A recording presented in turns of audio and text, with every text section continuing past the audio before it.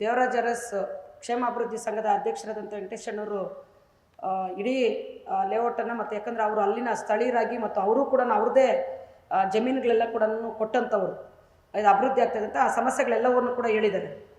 ಈಗ ಇಲ್ಲಿ ಮುಖ್ಯವಾಗಿರೋಂಥದ್ದು ಏನು ಅಂತಂದರೆ, ಹಿಂದೆ ಸುಮಾರು ವರ್ಷಗಳಿಂದನೂ ಕೂಡ ಯಾರು ಅಧ್ಯಕ್ಷರಾಗಿ ಬಂದರು ಮತ್ತು ಯಾರು ಜಿಲ್ಲಾಧಿಕಾರಿಗಳಾಗಿ ಬಂದರು, ಯಾರು ಶಾಸಕರಾಗಿ ಬಂದರು, ಎಲ್ಲರಿಗೂ ಕೂಡ ಮನವಿಗಳನ್ನು ಕೊಡ್ತಾನೇ ಬಂದಿದ್ದೀವಿ. ಇಲ್ಲಿ ತನಕ ಕೂಡ ಅದು ಡೆವಲಪ್ ಏನೂ ಆಗಲಿಲ್ಲ. ಹಿಂದೆ ಹೆಂಗಿತ್ತು ಅಂತಂದರೆ ಕಮರ್ಷಿಯಲ್ ಇತ್ತು, ಬಹುಶಃ ನಿಮಗೆಲ್ಲ ಗೊತ್ತಿದೆ. ಅದಕ್ಕೂ ಕೂಡ ಅಂದರೆ ಕಮರ್ಷಿಯಲ್ ಕರೆಂಟು ನಾವು ತೊಗೋಬೇಕು ಅಂತಂದರೆ, ಮನೆ ಕಟ್ಟಬೇಕು ಅಂದರೆ ಕಮರ್ಷಿಯಲ್ ತೊಗೋಬೇಕು. ಕಮರ್ಷಿಯಲ್ ರೇಟಲ್ಲಿ ಅಲ್ಲೆಲ್ಲ ಕೂಡ ನಾವು ಬಿಲ್ಗಳನ್ನು ಪಾವತಿ ಮಾಡ್ತಾ ಇದ್ವಿ. ಅದಕ್ಕೂ ಕೂಡ ದೊಡ್ಡ ಹೋರಾಟ ಮಾಡಿ ಮತ್ತು ಆ ಹೋರಾಟದ ನಂತರ ಆ ಸಮಸ್ಯೆನ ಬಗೆಹರಿಸ್ಕೊಂಡಂಥದ್ದು. ಅದಾದಮೇಲೆ ಈಗ ನಾವೇನು ಅಲ್ಲಿನ ಮೂಲಭೂತ ಸೌಲಭ್ಯಗಳ ವಿಚಾರಕ್ಕೆ ಸಂಬಂಧಪಟ್ಟಂಗೆ ಮೊನ್ನೆ ಜಿಲ್ಲಾಧಿಕಾರಿಗಳು ಬಂದಂಥ ಸಂದರ್ಭದಲ್ಲಿ ನಾವು ಪದಾಧಿಕಾರಿಗಳು ಹೋಗಿ ಭೇಟಿ ಮಾಡಿದ್ವಿ.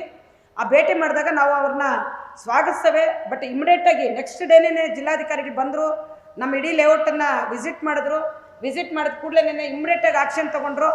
ಆಮೇಲೆ ಅವರೇನೇ ಅಧ್ಯಕ್ಷರಾಗಿದ್ದರಿಂದ ಸಭೆನೂ ಕರೆದ್ರು, ಟೆಂಡ್ರು ಕರೆದ್ರು, ಬೋರ್ವೆಲ್ಗಳು ಇಮಿಡಿಯೇಟಾಗಿ ಎಲ್ಲ ಕೂಡ ಬೋರ್ವೆಲ್ಗಳು ಕರೆದ್ರು.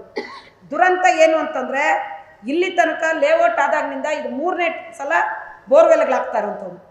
2 ಸಲ ಹಾಕಿದ ಬೋರ್ವೆಲ್ಗಳಿಗೆ ಮೋಟ್ರು ಬಿಡಲಿಲ್ಲ, ಅಲ್ಲಿ ಟ್ಯಾಂಕ್ಗೆ ಕನೆಕ್ಟು ಮಾಡಲಿಲ್ಲ, ಏನಿಲ್ಲ, ಬೋರ್ವೆಲ್ಗಳು ಹೋಯ್ತು, ಆ ದುಡ್ಡು ಹೋಯ್ತು. ಈಗ ಇದು 3ನೇ ಸಲ ಬೋರ್ವೆಲ್ಗಳು ಹಾಕಿರೋಂಥದ್ದು. ಈ ಬೋರ್ವೆಲ್ಗಳಿಗೆ ಇಮಿಡಿಯೇಟಾಗಿ ನಾವು ಪೈಪ್ಲೈನ್ ಎಲ್ಲ ಮಾಡ್ತೀವಿ ಅಂತ ಟೆಂಡ್ರು ಎಲ್ಲವೂ ಕೂಡ ಕರೆದ್ರು. ಬಂದು ಒಂದು 3-4 ರಸ್ತೆಗಳನ್ನ, ಒಂದು 5-6 ರಸ್ತೆಗಳಲ್ಲಿ ಕಾಲುವೆಗಳು ಮಾಡಿದ್ದಾರೆ, ಪೈಪ್ಗಳು ಹಾಕಿದ್ದಾರೆ. ಆ ಕಾಲುವೆಗಳು ಹಗ್ದಿರೋದ್ರಿಂದ ಈಗ ಮಳೆ ಬಂದರೆ ಆ ರೋಡ್ಗಳಲ್ಲಿ ಓಡಾಡೋಕ್ಕೆ ಆಗಲ್ಲ. ಪಾಪ ಸಾಮಾನ್ಯರು ಗಾಡಿ ಗಿಡಿ ಏನೂ ಹೋಗೋಕ್ಕಾಗಲ್ಲ ಅವ್ರ ಮನೆಗಳ ಹತ್ರ. ಅದನ್ನು ಕಂಪ್ಲೀಟ್ ಮಾಡಿಲ್ಲ. ಈಗ ಮತ್ತೆ ನಾವು ಸುಮಾರು ಸಲ ಹೋಗಿ ಭೇಟಿ ಮಾಡಿದ್ವಿ. ಇನ್ನೇನು ಆಗೋಗ್ತದೆ ಅಂದ್ರೆ ಅಷ್ಟೊತ್ತಿಗೆ MLA ಎಲೆಕ್ಷನ್ ಬಂತು. MLA ಎಲೆಕ್ಷನ್ ಆದಮೇಲೆ ಮತ್ತೆ ಹೋಗ್ಲಿ ಆಗ್ಬೋದು ಅಂತ ಅಂದ್ಕೊಂಡ್ವಿ. ಆಮೇಲೆ ಹೊಸದಾಗಿ ಶಾಸಕರು ಬಂದರು. ಶಾಸಕರು ಬಂದ ಸಭೆಯಲ್ಲಿ ಅವರೇ ಅಧ್ಯಕ್ಷರಾಗಿರ್ತಾರೆ ಮತ್ತು ಅವ್ರುಗಳೆಲ್ಲ ಕೂಡ ಸೇರಿ ಮತ್ತೆ ಏನೋ ಇದನ್ನು ಫಾಸ್ಟಾಗಿ ಕೆಲಸ ಮಾಡಿಸ್ಬೋದು ಅಂತ ನಾವು ಬಯಸಿದ್ವಿ. ಅವಾಗಲೂ ಮಾಡಲಿಲ್ಲ. ಕೊನೆಗೆ MP ಎಲೆಕ್ಷನ್ನು ಬಂದೋಯ್ತು. ಇಲ್ಲಿ ತನಕ ಕೂಡ ಆ ಕೆಲಸ ಕಂಪ್ಲೀಟ್ ಆಗಲಿಲ್ಲ. ಈಗ ನಾವು ಪದೇ ಪದೇ ಹೋಗಿ ಕೇಳಿದಾಗ ಏನೋ ಒಂದು ಕಥೆನ ಹೇಳಿ ಕಳಿಸ್ತಾ ಇದ್ದಾರೆ. ಅವಾಗಲೇ ನಮ್ಮ ಅಧ್ಯಕ್ಷರು ಮಾತಾಡ್ದಂಗೆ ಈಗ ನಮ್ಮ ಜಿಲ್ಲಾ ಉಸ್ತುವಾರಿ ಸಚಿವರು ಕೂಡ ನಗರಾಭಿವೃದ್ಧಿ ಸಚಿವರೇ. ನೋಡಿರಿ ದುರಂತ ಹೆಂಗಿದೆ ನಮಗೆ ಅಂತ. ಸೊ ನಾವು ಅವ್ರನ್ನೂ ಹೋಗಿ ಭೇಟಿ ಮಾಡಿ ಅವ್ರಿಗೂ ಕೂಡ ನಾವು ಮನವಿಯನ್ನು ಕೊಟ್ಟಿದ್ದೀವಿ. ನಾವು ಅದು ಇಮಿಡಿಯೇಟಾಗಿ ತಗೊತೀವಿ ಅಂತ ಹೇಳಿದವರು ಅವರು ಕೂಡ ಏನೂ ಕ್ರಮ ತಗೊಂಡಿಲ್ಲ. ಹಂಗಾಗಿ ನಮಗೆ ಸಾಕಾಗಿದೆ. ಈಗ ನಾವು ಕೊನೆ ಹಂತಕ್ಕೆ ನಾವು ಬಂದಿದ್ದೀವಿ. ಏನು ಅಂತಂದರೆ, ಇವತ್ತು ಅವ್ರೇನಾದರೂ ಮಾಡಿರೋಂಥ ಕಾಮಗಾರಿಗಳನ್ನು ತುರ್ತಾಗಿ ಅದನ್ನು ಗಮನ ಹರಿಸಿ ಅದನ್ನು ಜಾರಿ ಮಾಡಿ ಆ ಕೆಲಸನ ಕಂಪ್ಲೀಟ್ ಮಾಡಲಿಲ್ಲ ಅಂತಂದರೆ ನಾವು ಬರೋ ಗುರುವಾರದಿಂದನೂ ಅನಿರ್ದಿಷ್ಟ ಧರಣಿಗೆ ನಾವು ಹೋಗ್ತಾ ಇದ್ದೀವಿ. ಯಾಕಂದರೆ ಬೇರೆ ದಾರಿ ಇಲ್ಲ. ಈಗ ನಾವು ದುರಂತ ಏನು ಅಂತಂದರೆ, ನಾವು ದುಡ್ಡು ಕೊಟ್ಟು ಅಷ್ಟೆಲ್ಲ ಹಣ ಕೊಟ್ಟು ಸೈಟನ್ನು ಪರ್ಚೇಸ್ ಮಾಡಿ, ಸರ್ಕಾರಿ ಇಲಾಖೆಗಳಿದೆ ಸರ್, ಅಲ್ಲಿ ಸುಮಾರು 7-8 ಇಲಾಖೆಗಳಿದ್ದಾವೆ. ಅಲ್ಲಿ ರಸ್ತೆಗಳಿಲ್ಲ. ಇವತ್ತಿಗೂ ಕೂಡ ವೆಂಕಟೇಶಣ್ಣ ಹೇಳ್ದಂಗೆ ಹೆಣ್ಮಕ್ಳು ಇವತ್ತು ಸಾಯಂಕಾಲ 6:30-7 ಗಂಟೆ ಆಯಿತು ಅಂದರೆ ಓಡಾಡೋಕ್ಕಾಗಲ್ಲ. ಅಂಗಡಿಗೆ ಮುಗ್ಗಟ್ಟಿಗೆ ಬರಲಿಕ್ಕಾಗಲ್ಲ. ಸ್ವಲ್ಪ ತಡವಾಗಿ ಏನಾದರೂ ಬಂದರೆ ನಾವು ರಸ್ತೆನಲ್ಲಿ ಅಲ್ಲಿ ಬಸ್ ಎಳೆದು ಹೋಗ್ಲಿಕ್ಕಾಗಲ್ಲ. ಅಷ್ಟು ಕೆಟ್ಟ ವಾತಾವರಣ ಇವತ್ತಿಗೂ ಕೂಡ ನಲ್ಲಿದೆ. ಹಿಂದೆಯಿಂದ ಕೂಡ ನೀವು ಸಾಕಷ್ಟು ಸಲ ಸಾಕಷ್ಟು ಮೀಡಿಯಾಗಳು ಸುದ್ದಿಗಳು ಮಾಡಿದ್ರಿ. ಅದು ಮಾಡಿದ್ಮೇಲೆ ಅಲ್ಲಿ ಬಂದು ಲೇಔಟ್ ಒಳಗಡೆ ಕೂತ್ಕೊಂಡು ಕುಡಿಯೋಂಥವ್ರ ಸಂಖ್ಯೆ ಸ್ವಲ್ಪ ಕಡಿಮೆ ಆಗಿದೆ. ಆದರೂ ಕೂಡ ಹಿಂದ್ಗಡೆ ಇರೋಂಥ ಲೈನ್ಗಳಲ್ಲೆಲ್ಲ ಇವತ್ತು ಹೋಗಿ ಅಲ್ಲಿ ಕೂತ್ಕೊಂಡು ಅಲ್ಲೇ ಡ್ರಿಂಕ್ಸ್ ಮಾಡ್ತಾರೆ, ಅಲ್ಲೇ ಪಾರ್ಟಿಗಳು ಮಾಡ್ತಾರೆ. ಅಲ್ಲಿರೋಂಥ ಮನೆಗಳು ಹೆಣ್ಮಕ್ಳು ಮಾತಾಡೋಕ್ಕಾಗಲ್ಲ, ಗಾಬರಿ ಪಡೋವಂಥದ್ದು, ಭಯ ಪಡೋವಂಥ ಪರಿಸ್ಥಿತಿ ನಿರ್ಮಾಣ ಆಗಿದೆ. ಅದಕ್ಕಾಗಿ ನಾವು ಇವಾಗ ಹೇಳ್ತಾ ಇದ್ದೀವಿ, ಜಿಲ್ಲಾ ಉಸ್ತುವಾರಿ ಸಚಿವರಿಗೂ, ಶಾಸಕರಿಗೂ, ಮಾನ್ಯ ಜಿಲ್ಲಾಧಿಕಾರಿಗಳಿಗೂ ಮತ್ತು ಕಮಿಷನರ್ಗೂ, ಇಷ್ಟೂ ಜನರಿಗೂ ನಾವು ಹೇಳ್ತಾ ಇದ್ದೀವಿ, ನೀವು ಯಾರೆಲ್ಲರೂ ಕೂಡ ಸೇರಿ ನೀವು ಸಮಸ್ಯೆನ ಬಗೆಹರಿಸ್ಬೇಕು. ಈಗ ಯಾರು ಅವ್ರ ಕಾಂಟ್ರಾಕ್ಟ್ದಾರರಿದ್ದಾರೆ ಅವ್ರ ಕೈಯಲ್ಲಿ ಕೆಲಸ ಮಾಡಿಸ್ಬೇಕು. ನೀವು ಕೆಲಸ ಮಾಡಿಸ್ಲಿಕ್ಕಾಗಲಿಲ್ಲ ಅಂತಂದರೆ ಅದಕ್ಕೇನು ಅಂತಾದರೂ ನಮ್ಗೆ ಉತ್ತರ ಕೊಡಬೇಕು. ಇಲ್ಲ ಅಂತಂದರೆ ನಾವಂತೂ ಕೂಡ ಮುಂದಿನ ಗುರುವಾರದಿಂದನೂ ಹೋರಾಟಕ್ಕೆ ನಾವು ಹೋಗುವಂಥದ್ದು ತೀರ್ಮಾನ ಮಾಡಿದ್ದೀವಿ. ಇಡೀ ಸಂಘದ ಪದಾಧಿಕಾರಿಗಳೆಲ್ಲ ಕೂಡ ಮುಂದಿನ ಗುರುವಾರದಿಂದ ನಾವು ಕೂಡ ಆಫೀಸ್ ಮುಂದ್ಗಡೆ ಅನಿರ್ದಿಷ್ಟ ಧರಣಿಗೆ ಹೋಗ್ತಾ ಇದ್ದೀವಿ ಸರ್. ಅದಕ್ಕೆ ಸೇರ್ಪಡೆ ಸರ್. ಈಗ ಕಾಂಟ್ರಾಕ್ಟರ್ದಾರರು ಯಾರಾದರೂ ಆಗಿರಲಿ, ಕೆಲಸ ಮಾಡಿಸ್ಬೇಕಾಗಿರೋರು ಯಾರು? ಹೌದಲ್ವಾ? ಈಗ ನೀವು ಹೇಳಿದ್ದು ಕಾನೂನು ಪ್ರಕಾರ ಕರೆಕ್ಟ್ ಇದೆ. ಈಗ ಅವ್ರು ಕೆಲಸ ಮಾಡಲಿಲ್ಲ ಅಂತಂದರೆ ಅವ್ರನ್ನ ಬಿಟ್ಟು ಇನ್ನೊಂದು ಮಾಡಲಿಕ್ಕೆ ಅದರಲ್ಲಿ ಅವಕಾಶ ಇದೆ. ಅದು ಮಾಡಿಸ್ಬೇಕು ಇವರು. ಅದನ್ನು ಬಿಟ್ಟುಬಿಟ್ಟು ನಾವು ಕೇಳಿದಾಗೆಲ್ಲ ಅದು ಸಮಸ್ಯೆ ಆಗಿದೆ, ಇದು ಸಮಸ್ಯೆ ಆಗಿದೆ ಅಂತಂದರೆ ನಾವು ಹೆಂಗೆ ಉತ್ತರ ಕೊಡ್ಬೇಕು? ನಾವು ಅದನ್ನೇ ಹೇಳಿ ಬಂದಿದ್ದೀವಿ. ಈಗ ನಾವು ಅದನ್ನು ಕೇಳಲಿಕ್ಕೆ ಅಥವಾ ನಾವು ಅದನ್ನು ಹೇಳೋ ಪ್ರಶ್ನೆ ನಮ್ದಲ್ಲ. ಯಾಕಂದರೆ ಇಷ್ಟು ದಿವಸ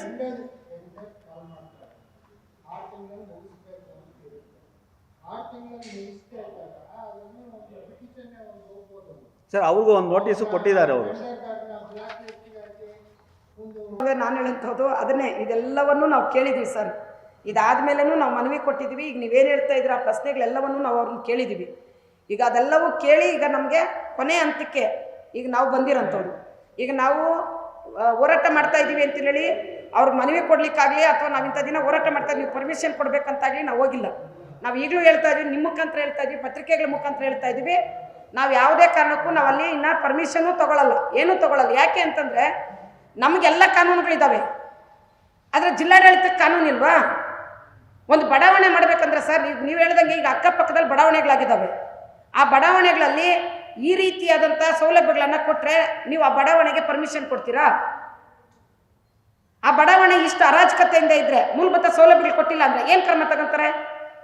ಅದನ್ನು ಕ್ಲೋಸ್ ಮಾಡ್ತೀರಿ ನೀವು ಪರ್ಮಿಷನ್ ಕೊಡೋಂಥ ಸಂದರ್ಭದಲ್ಲೇ ಭೂ ಪರಿವರ್ತನೆ ಆಗೋಂಥ ಸಂದರ್ಭದಲ್ಲೇ ಎಲ್ಲ ಕಂಡೀಷನ್ಗಳು ಹಾಕಿನೇ ನೀವು ಕೊಡೋಂಥದ್ದು ಲೇಔಟ್ಗಳಿಗೆ.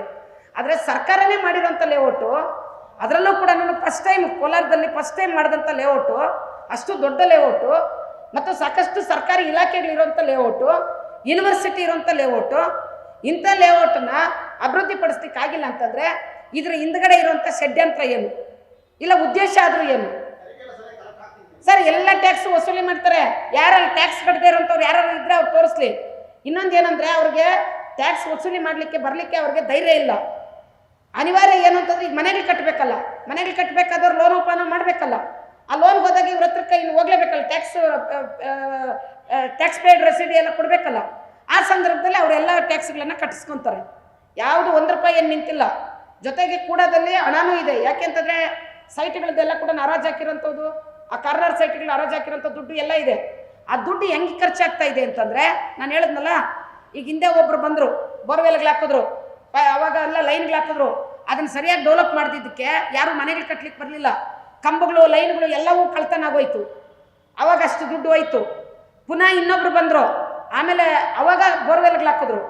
ಆ ಬೋರ್ವೆಲ್ಗಳಿಗೆ ಮೋಟ್ರು ಇನ್ನೊಂದು ಏನು ಬಿಡ್ತಿರ್ಕ ಅದು ಹೋಯ್ತು. ಮತ್ತೆ 3ನೇ ಸಲ ಈಗ ಬೋರ್ವೆಲ್ಗಳು ಹಾಕಿರೋಂಥದ್ದು. ಬೋರ್ವೆಲ್ಗೆ ಇಷ್ಟು ಹಣ ಖರ್ಚು ಮಾಡಿನೂ ಕೊನೆಗೆ ಏನು ಅಂತಂದರೆ ಕೂಡಲಿಂದ ಟೆಂಡರ್ ಕರೆದು ನೀರನ್ನು 2 ಟ್ಯಾಂಕರ್ ಮನೆಗೆ ನೀರು ಕೊಡ್ತಾ ಇದ್ದಾರೆ. ಆ ಟೆಂಡರ್ಗೆ ದುಡ್ಡು ಕೊಡ್ತಾ ಇರೋಂಥದ್ದು ಯಾವುದೋ ಕೂಡ ದುಡ್ಡೇ.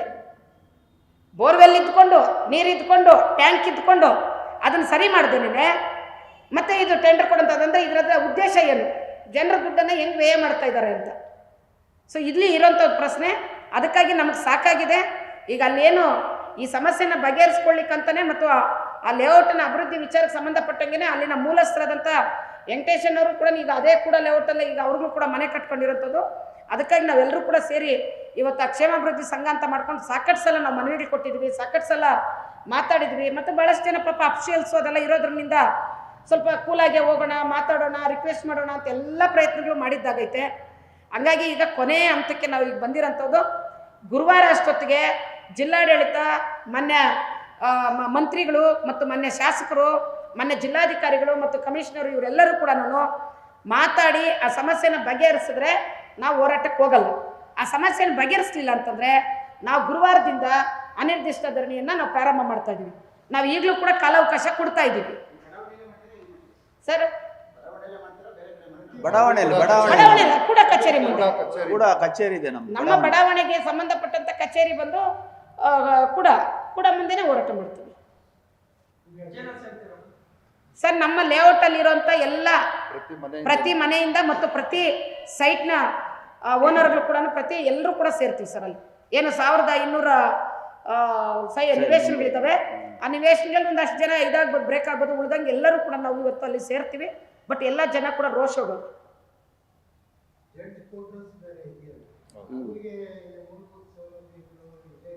ಸರ್. ಅವ್ರಿಗೆ ಅಲ್ಲಿ ಬೋರ್ವೆಲ್ ಹಾಕಿದ್ದಾರೆ ಒಳಗಡೆ, ಕಾಂಪೌಂಡ್ ಒಳಗಡೆ. ಹಂಗಾಗಿ ಅವ್ರಿಗೆ ನೀರು ಸಿಗ್ತದೆ, ಅದು ಸಪ್ರೇಟು. ಇದು ಅವ್ರದ್ದೇ ಬೋರ್ವೆಲ್ಲು, ಇನ್ನೊಂದು ಎಲ್ಲ ಅವ್ರಿಗೆ ರಸ್ತೆನೂ ಇದೆ, ಮಾಮೂಲಿ ಗದ್ದೆ ಕಣ್ಣೂರ್ಗೆ ಹೋಗೋ ರಸ್ತೆನೂ ಇದೆ, ಅವ್ರಿಗೆ ನೀರು ಇದೆ, ಅವ್ರಿಗೆ ಲೈಟ್, ಅವ್ರಿಗೆ ಮಾತ್ರ ಲೈಟ್ ಎಲ್ಲ ವ್ಯವಸ್ಥೆ ಇದೆ.